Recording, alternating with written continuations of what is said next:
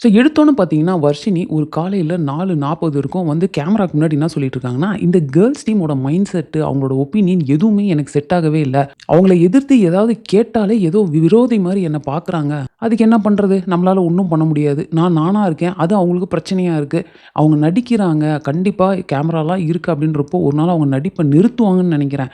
எனக்கு நடிக்க தெரியாதுங்க அப்படின்றாங்க.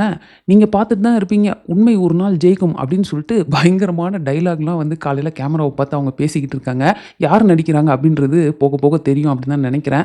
நான் வந்து ஆக்சுவலா லைவ் பார்க்குறேன். ஆனா வந்து 24/7 பார்க்கறது கிடையாது. நான் பார்த்த வரைக்கும் வந்து வர்ஷினிய டார்கெட் பண்ணி எதுவும் விமென்ஸ் டீம்ல பண்ண மாரி எனக்கு தெரியல. இன்ஃபாக்ட் நேத்து வீடியோல நானே கேட்டிருப்பேன். ஏன் இப்படி வர்ஷினி வந்து விமென்ஸ் டீமோட வந்து ஜெல்லே ஆகாம இருக்கிறாங்க?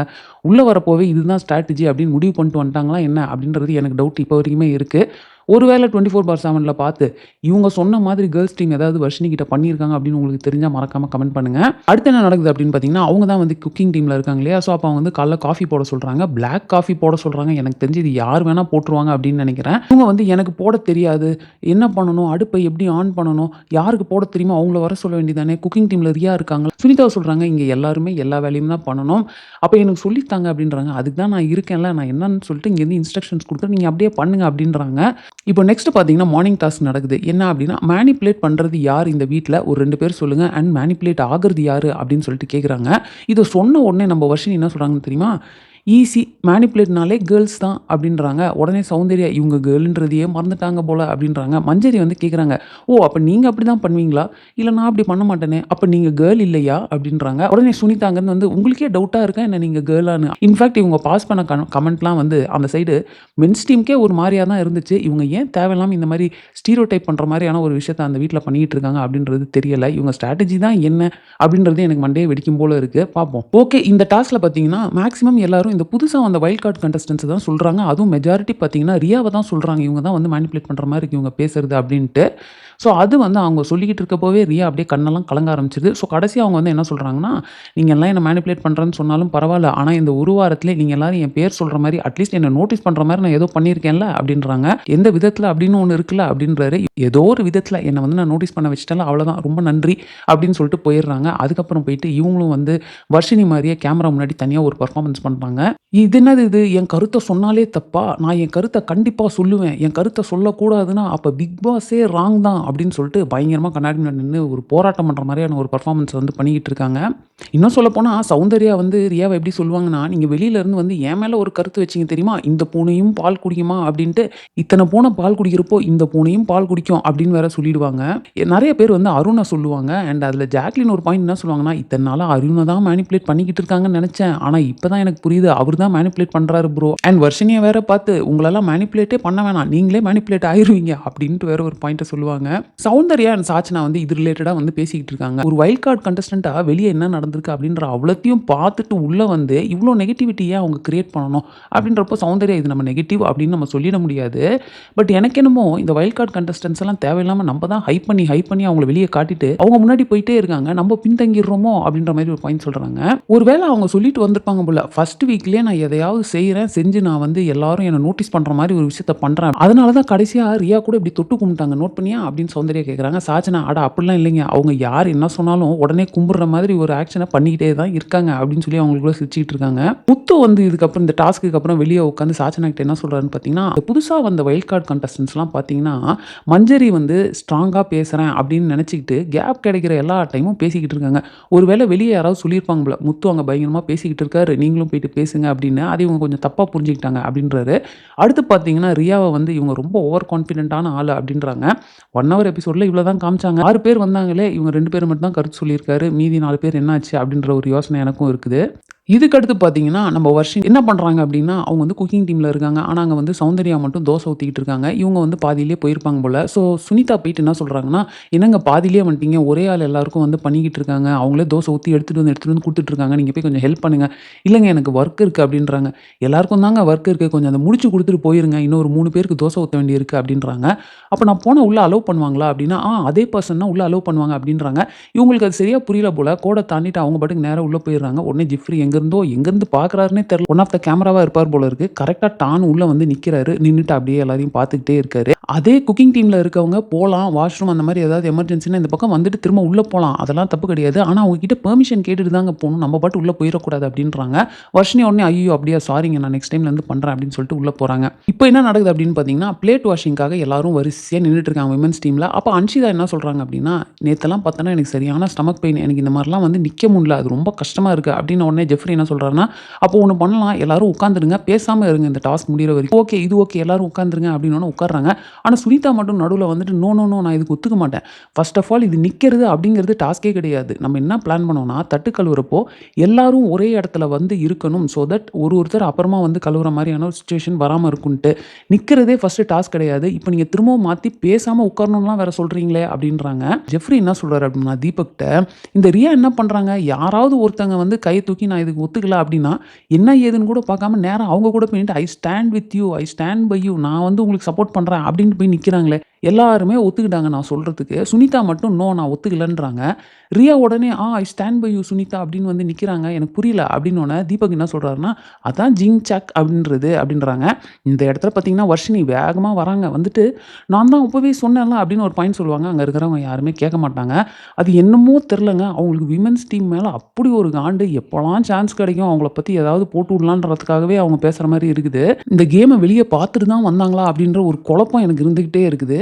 ஓகே. இப்போ நெக்ஸ்ட் பார்த்தீங்கன்னா, இந்த நாமினேஷன் ஃப்ரீ பாஸ்க்கான டாஸ்க் நடக்குது. நாமினேஷன் ஃப்ரீ பாஸ் டாஸ்க்க வந்து செலக்ட் பண்றப்பவும் பார்த்தீங்கன்னா, மறுபடியும் வர்ஷினியோட சண்டை.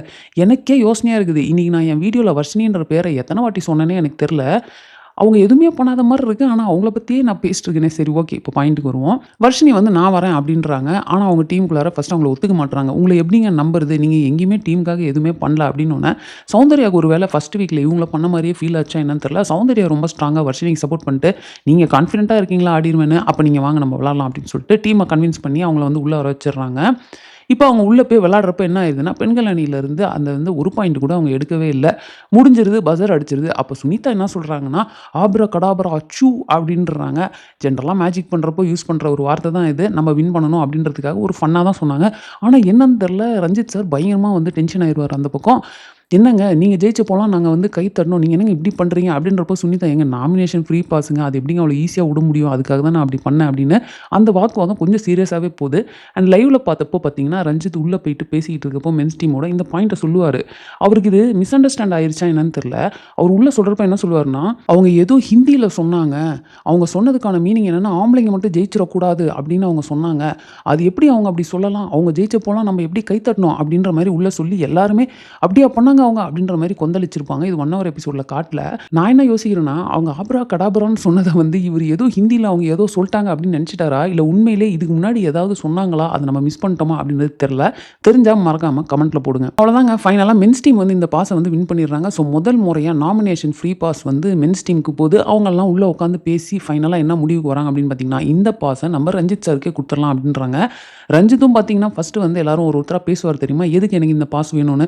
அப்போ சொல்றப்போலாம் ரஞ்சித் என்ன சொல்லுவாருன்னா, எனக்கு வந்து இந்த பாஸ நீங்க குடுக்கணும்னு அவசியம் கிடையாது. நான் உங்களோட முடிவுக்கு வந்து ஒரு முட்டுக்கட்டையா இருக்க மாட்டேன். நீங்க யாருக்கு வேணா குடுக்கலாம். ஆனா எனக்கு குடுத்தா சந்தோஷமா இருக்கும். அப்படின்ற இந்த கன்டென்ட்டயே மாத்தி மாத்தி கொஞ்சம் நேரமா பேசுவாரு. பட் ஃபைனலா இவருக்கு ஏன் குடுத்தாங்க அப்படின்னு பார்த்தீங்கன்னா, இப்போ வரைக்கும் இவரு வந்து அந்த தாய் உள்ளம் படைத்தவர் அப்படின்ற மாரியான ஒரு கேரக்டர தான் வெளில காட்டிக்கிட்டு இருக்காரு. வெளில இருக்கவங்க எல்லாருக்குமே இது வந்து நிஜமா? இல்ல ஃபேக்கா? அப்படின்ற டவுட் இப்போ வரைக்கும் இருந்துகிட்டே வருது. ஸோ இவரு இன்னொரு ஒரு 1 வீக் இருந்தாருன்னா, அவர் அத பிரேக் பண்ணி அத கிளியர் பண்ணிருவாரு அப்படின்றதுக்காக அவர் உள்ள இருக்கட்டும் அப்படின்னு நான் நினைக்கிறேன் அப்படின்றாரு. இதுல என்ன ஆயிருதுன்னா, நம்ம சிவகுமார் வந்து ஓப்பனாவே சொல்லிருவாரு. வெளிய வந்து இது ரியலா ஃபேக்கான்ற அந்த ஒரு இது வந்து வெளியிலயும் இருக்குது எல்லாருக்கும் அந்த டவுட் அப்படின்றத அவர் சொல்லுவாரு. அத அவர் அங்க சொல்லலாமா அப்படிங்கிறதே எனக்கு தெரியல. இப்போ பார்த்தீங்கன்னா, இந்த ஹவுஸ்மேட்ஸ் எல்லாம் ஜாலியா வெளிய டிக் டிக் யார் அது? அந்த கேம் வந்து விளையாடிக்கிட்டு இருக்காங்க. அப்ப அதுல ஃபைனலா பார்த்தீங்கன்னா, பிங்க் கலர் அப்படின்னு சொல்றாங்க. எல்லாருமே ஓடுறாங்க. பிங்க் கலர் எங்க இருக்கோ அத தொடுறதுக்காக. இப்ப என்ன ஆயிருதுன்னா, ஒரு ஃபன்னா நடந்த ஒரு விஷயம் தான். சௌந்தர்யா என்ன பண்ணியிருக்காங்க, நம்ம தீபக்கோட டீ ஷர்ட்ல பிங்க் இருக்கு அப்படின்னு சொல்லிட்டு குடுகுடுன்னு ஓடி போய் அத தொட்டுருக்காங்க. நான் இத லைவ்ல பார்க்கல. 1 ஹவர் எபிசோட்ல பார்த்தீங்கன்னா, கேமரால அவங்க என்ன பண்ணாங்க, எப்படி போய் தொட்டாங்க, எதுவுமே வந்து கேமரா காட்டவே இல்ல. வெறும் அவங்க பேசுற வாய்ஸ் மட்டும் தான் கேட்குது. தீபக் பயங்கரமா டென்ஷன் ஆயி, என்னது இது? என்ட்ட பர்மிஷன் கேட்காம நீங்க எப்படி வந்து இந்த மாரி வந்து டச் பண்ணலாம்? எனக்கு வலிக்குதுங்க அப்படின்ற மாரி வேற சொல்றாரு. சௌந்தர்யாவும் பார்த்தீங்கன்னா, ஐய்யயோ! சாரி ப்ரோ, சாரி ப்ரோன்னு சொல்லிட்டு வந்துடுறாங்க. பட் இருந்தாலும் அவர் அங்க நிறுத்தாம, "ஒரு மேனர்ஸ் இல்ல, எனக்கு வலிக்குது. இப்படியா பிடிப்பாங்க?" அப்படின்னு சொல்லிட்டு அவர் கத்திக்கிட்டு இருக்காரு. சௌந்தர்யாவுக்கு உடனே டென்ஷன் ஆயிருது. "நீங்க பாட்டு உங்க இஷ்டத்துக்குலாம் பேசாதீங்க. மேனர்ஸ் இல்ல அப்படிலாம் சொல்லாதீங்க. பிங்க்ன்றனால தான் நான் வந்து டச் பண்ணேன். ஏன் பிங்க் வேற எங்கேயாவது போய் பண்ண வேண்டியதானே?" அப்படின்னு கேட்குறாரு. "ஏங்க பார்க்குறப்போ எனக்கு உங்க டீ ஷர்ட்ல தாங்க பிங்க் தெரிஞ்சது. அதுக்காக தாங்க நான் வந்து தொட்டேன்." அப்படின்னா, "அதுக்குன்னு எப்படி என்னோட பெர்மிஷன் இல்லாம எப்படி நீங்க என்ன டச் பண்ணலாம்?" அப்படின்னு சொல்லிட்டு டென்ஷனா ஒரு ஆர்குமெண்ட் ஒண்ணு போகுது. அப்புறம் கடைசியா பார்த்தீங்கன்னா, "போங்க, போங்க போய் என்ஜாய் யுவர் கேம்" அப்படின்ட்டு ஒரு மாரி நக்கலா சொல்றாரு. இவங்க உடனே எங்க இதுக்கப்புறம் எங்க என்ஜாய் பண்றது? இந்த மாரி பேசினதுக்கப்புறம் அப்படின்னு சொல்லிட்டு ஒரு மாரி மூட் ஆஃபா போய் உட்காந்துடுறாங்க. பட் சில சமயங்கள்லாம் வந்து தீபக் வந்து ரொம்ப சுருக்கு அப்படின்னு சொல்லிட்டு ரியாக்ட் பண்றப்போ, இந்த மாரி ஃபன்னா நெறைய விஷயங்கள் ஒருத்தவங்க பண்ணிக்கிட்டு இருக்காங்கன்றப்போ கூட அவர் டக்குன்னு சுருக்குன்னு ரியாக்ட் பண்ணிடுறாரு. பட் அந்த சீன் என்ன நடந்துச்சு அப்படின்றத நம்ம காட்டல. அத பார்க்காம நம்ம வந்து உண்மையாவே அவர் ஓவர் ரியாக்ட் பண்ணாரா? இல்ல நிஜமாலுமே அவங்க ஏதாவது வலிக்கிற மாரி புடிச்சு அடிச்சு ஏதாவது பண்ணிட்டாங்களான்றது தெரியல. ஓகே. ஸோ இதுவும் முடிஞ்சுச்சு. அடுத்து பார்த்தீங்கன்னா, இந்த கடந்து வந்த பாதை அப்படின்ற அந்த டாஸ்க் வந்து கன்டின்யூ ஆகுது. எல்லாருமே அவங்கவங்க ஸ்டோரி சொல்றாங்க. சொல்லி முடிச்சதுக்கப்புறம் ஜட்ஜஸ் என்ன சொல்றாங்க அப்படின்னு பார்த்தீங்கன்னா, எங்களுக்கு வந்து இன்னமுமே தீபக்கோட ஸ்டோரி தான் வந்து சுவாரஸ்யம் கம்மியா இருந்த மாரி இருந்தது. ஸோ அந்த பாம தீபக்கிட்டயே விட்டுறலாம் அப்படின்றாங்க. ஸோ இது முடிஞ்சோனே என்ன ஆகுது அப்படின்னா, நம்ம விஷால் எல்லாரும் மென்ஸ் டீம்ல இருந்து சத்யா கிட்ட சொல்லிக்கிட்டு இருக்காங்க. அது எப்படிங்க தீபக்க வந்து ஃபுல்லா அவர் ஸ்டோரிய சொல்லவே விடல. ஒருவேள அவரு ஃபுல்லா ஸ்டோரிய சொல்லியிருந்தா, செகண்ட் பார்ட்ல அவரோட ஸ்டோரி ரொம்ப நல்லா இருந்து, யாருமே ஸ்டாப் சொல்லாம இருந்திருக்கலாம்ல. அது கூட சுவாரஸ்யமா இருந்திருக்கலாம்ல. ஒருத்தருக்கு சான்ஸே குடுக்காம, அவரு தான் சுவாரஸ்யம் இல்லாதவர்ன்னு எப்படி நீங்க சொல்லலாம்? அப்படின்றாங்க. அடுத்து பார்த்தீங்கன்னா, மஞ்சரிய கூப்பிட்டு வேற இவர் கேட்கிறாரு. ஏன்னா மஞ்சரி ஒன் ஆஃப் த ஜட்ஜ் இல்லையா? இன்னைக்கு உங்களுக்கு யாரோட கதையிலயுமே ஸ்டாப் குடுக்கணும்னு தோணலையா? இல்ல எனக்கு தோணுச்சே நான் கூட பவித்ராக்கு குடுத்தேனே! ஆனா நீங்க அதெல்லாம் வந்து அவங்க ஸ்டோரி ஆல்மோஸ்ட் முடிக்கிறப்போ தானே குடுத்தீங்க அப்படின்னு கேட்கிறப்போ, எனக்கு பவித்ரா வந்து அவங்களோட ஸ்டோரியில நான் வந்து விஜய் டிவிக்கு வந்துட்டேன், சீரியல்ஸ்லாம் பண்ண ஆரம்பிச்சுட்டேன் அப்படின்னு அவங்க சொல்லி முடிக்கிறப்போ, எனக்கு ஓகே அவங்க லைஃப் ஸ்டேபிள் ஆயிருச்சேன்னு தோணுச்சு தூக்குனேன். இது தீபக் அவரோட கதையில எனக்கு முன்னாடியே தோணிருச்சு. அதனால தூக்குனேன். மத்தபடி நான் வேணும்னே எதுவும் பண்ணல அப்படின்றத அவங்க சொல்லிடுறாங்க. தீபக்கும் கிளியரா வந்து அவங்க மென்ஸ் டீம்ட்ட சொல்லிடுறாரு. எனக்கு இது ஒரு மாரி இன்சல்ட்டிங்கா இருக்குது. இது மாரி நீங்க திரும்ப திரும்ப போய் கேட்கிறது. இவங்க ஒரு விஷயம் பண்ணிட்டாங்க. ஓகேங்க. அதோட விட்டுருங்க. எனக்கு திரும்ப திரும்ப கேட்காதீங்க அப்படின்றதையும் அவர் கிளியரா அவங்க டீமுக்கு சொல்லிடுறாரு. அண்ட் இப்போ எல்லாமே முடிஞ்சிச்சு. லைட்லாம் ஆஃப் பண்ணிட்டாங்க. இந்த விமென்ஸ் டீம்லேருந்து பார்த்தீங்கன்னா, நம்ம சுனிதா, ஆனந்தி இவங்க எல்லாரும் அங்க மென்ஸ் டீம்ல எல்லாம் பெட்ரூம்ல உட்காந்துருக்காங்க அப்படின்ற தைரியத்தில லைன தாண்டி இந்த பக்கம் வந்து டான்ஸ்லாம் ஆடிட்டு, இந்தா உங்க வீட்டுக்கு வந்துட்டோம், வந்துட்டோம் டான்ஸ் ஆடிட்டு குடுகுடுன்னு ஓடிட்டாங்க. இது வந்து எனக்கு என்னமோ வீக்கெண்ட் எபிசோட்ல போட்டு காமிச்சு செம்மையா கலாய்க்க போறாங்க. அதுக்கு இவங்களுக்கு பனிஷ்மென்ட்டும் குடுக்க போறாங்கன்னு ஒரு ஓரமா தோணுது. அண்ட் லைவ்ல பார்த்த இன்னொரு முக்கியமான விஷயத்த மட்டும் சொல்லிடுறேன். இவங்க இந்த 30 செகண்ட், 15 செகண்ட் அப்படின்றத ஒரு 2, 3 நாளா இழுன்னு இழுத்து ஒரு முடிவுக்கு கொண்டு வந்திருப்பாங்க தெரியுமா? அது இவங்க என்ன சொல்லியிருப்பாங்க, ஏவிபி அப்படின்னு பிக் பாஸ் சொன்னாருன்னா, நீங்க 30 செகண்ட்குள்ள போணும், ஒரு டான்ஸ போடணும் இப்படிலாம் பேசியிருப்பாங்க. பட் என்ன ஆயிடுச்சு அப்படின்னு பார்த்தீங்கன்னா, கேப்டன் கூப்பிட்டு ஒரு டாஸ்க் லெட்டர படிக்கிறப்போ, இந்த மாதிரியான சிச்சுவேஷன்ஸ்ல பிக் பாஸ் ஏவிபின்றத சொல்லவே மாட்டார் இல்லையா? நீங்க இன்னும் கொஞ்சம் அலர்ட்டா இருக்கணும் அப்படின்ற மாரி அவரே சொல்லிருவாரு. அப்புறமா இவங்க உட்காந்து இப்போதைக்கு பேசிக்கிட்டு இருக்காங்க. இத வந்து என்னைக்கு கொண்டு வர போறாங்க, எத்தன நாள் பேச போறாங்க அப்படின்றது தெரியல. ஸோ அவ்வளோதான் டே 31ல என்ன நடந்துச்சு அப்படின்றத எல்லாத்தையுமே நம்ம பார்த்துட்டோம். ஸோ நீங்க என்ன நினைக்கிறீங்க? இந்த கடந்து வந்த பாதையில தீபக்குக்கு இன்னமுமே அந்த பாம்ப குடுத்துருக்கிறது சரியா? இல்ல தப்பா? அப்புறம் எனக்கு ரொம்ப முக்கியமான கேள்வி, இந்த வர்ஷினிய பத்தி நீங்க என்ன நினைக்கிறீங்க? எனக்கு ரொம்ப குழப்பமா இருக்கு. என்னால அவங்கள ஜட்ஜ் பண்ணவே முடியல. அவங்க மைண்ட்ல என்ன இருக்குன்னு எனக்கு புரியவே இல்ல. ஸோ உங்களுக்கு தெரிஞ்சுச்சு அப்படின்னா, நீங்க அத மறக்காம கமெண்ட்ல போடுங்க. ஸோ அவ்வளோதான் இந்த வீடியோ உங்களுக்கு பிடிச்சிருந்தா லைக் பண்ணுங்க. உங்க ஃப்ரெண்ட்ஸ் எல்லாத்தையுமே ஷேர் பண்ணுங்க. மறக்காம சேனல சப்ஸ்கிரைப் பண்ணி என்ன சப்போர்ட் பண்ணுங்க. நெக்ஸ்ட் ஒரு இன்ட்ரஸ்டிங்கான வீடியோல உங்கள மீட் பண்றேன். அதுவரைக்கும் தேங்க்ஸ் ஃபார் வாட்சிங். Bye by.